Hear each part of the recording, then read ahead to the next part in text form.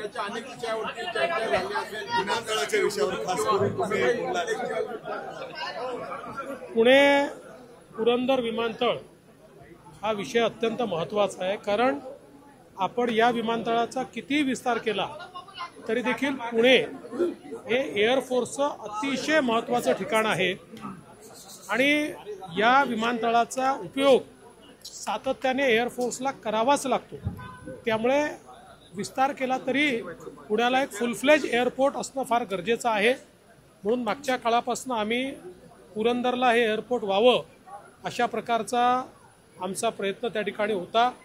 आता त्या काळामध्ये शिवतरे बापू आमदार होते, त्यांचं पूर्ण समर्थन होतं. ते आता पुन्हा निवडून आलेले आहेत आणि आम्ही तो प्रोजेक्ट रिवाईव्ह केलेला आहे. त्यामुळे कालच त्या संदर्भातली बैठक मी घेतली आणि MIDCला आपण आता सांगितलेलं आहे की त्यांनी लँड ॲक्विजिशन जे आहे ते आता गतीने करावं, वेगाने करावं.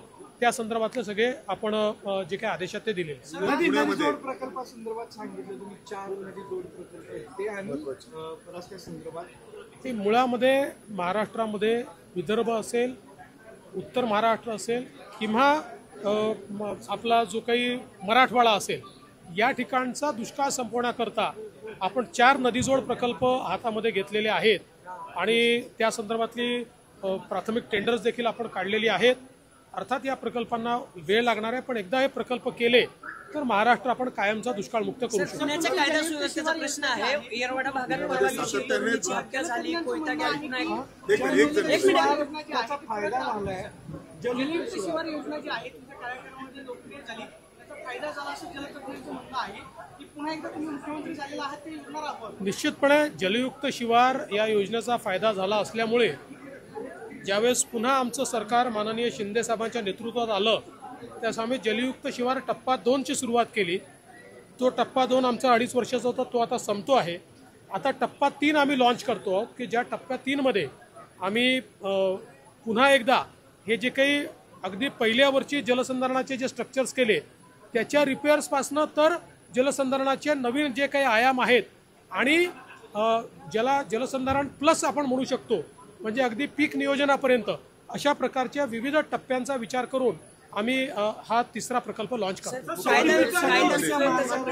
कोल्हापूरमधून विरोध होतो असं तुम्ही म्हणाला. ते खरं आहे. कोल्हापूरपर्यंत लोकांचा विरोध नव्हता. कोल्हापूरला विरोध होता तर आम्ही हे ठरवलं होतं की विरोध पत्करून आम्हाला महामार्ग करायचा नाही. काल कोल्हापूरच्या लोकप्रतिनिधींची मी चर्चा केली.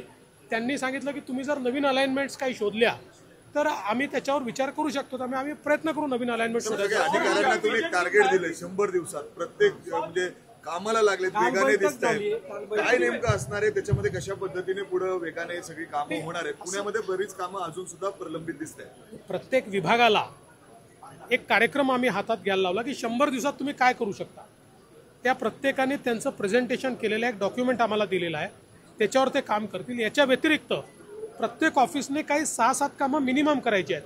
म्हणजे त्या ठिकाणी ईज ऑफ लिव्हिंगचं काम, म्हणजे ज्या कामाकरता सातत्याने लोकांना यावं लागतं ती कामं सोप्या पद्धतीने झाली पाहिजे. अगदी साधी गोष्ट आहे, ऑफिसची सफाई झाली पाहिजे, पिण्याचं पाणी असलं पाहिजे, अधिकाऱ्यांचे ते कधी उपलब्ध असणाऱ्याचे बोर्ड असले पाहिजेत. अशा काही 7 मिनिमम गोष्टी मी सांगितलेल्या आहेत आणि याच्यासोबत काही धोरणात्मक गोष्टी सांगितल्या. पुण्यामध्ये ज्या पद्धतीने गुन्हेगारी वाढताना दिसते, पुण्यामध्ये काल एका IT कंपनीत काम करणाऱ्या मुलीवर तिथं पार्किंगमध्ये हल्ला होतो, त्याच्यामध्ये तिचा दुर्दैवी मृत्यू होतो. सातत्याने पुण्यामध्ये गुन्हेगारी वाढताना दिसते, कोयते गँग वाढताना दिसत आहेत, सहजपणे पिस्टल उपलब्ध होत आहेत, म्हणजे अनेक आरोपी म्हणजे टोळी युद्ध. मला असं वाटतं की हे खरं आहे की काही घटना निश्चितपणे घडलेल्या आहेत, पण आपण जर पुण्याचा व्याप बघितला, पुण्याचा विस्तार बघितला तर पुण्यामध्ये गुन्हेगारी खूप मोठ्या प्रमाणात वाढते आहे असं म्हणणं योग्य होणार नाही. पण अर्थात एक जरी घटना झाली तरी ती गांभीर्याने घेतली पाहिजे. अशा काही घटना घडत आहेत, त्याच्याकडे आमचं लक्ष आहे. पोलिसांनी साधारणपणे सगळ्या घटनांमध्ये आरोपींना तात्काळ पकडलेलं आहे. आरोपींना शिक्षा देखील या ठिकाणी झालेली आहे आणि आता आपण या ठिकाणी आपलं जे CCTVचं नेटवर्क आहे तेही मोठ्या प्रमाणात वाढवतो आहोत, जेणेकरून आपल्याकडे अशा प्रकारच्या घटना रोखण्याकरता किंवा एखादी दुर्दैवाने घटना झाली तर त्यात लोकांना शिक्षा झाली पाहिजे याकरता एव्हिडन्स आपल्याजवळ असेल हाही आपला प्रयत्न आहे.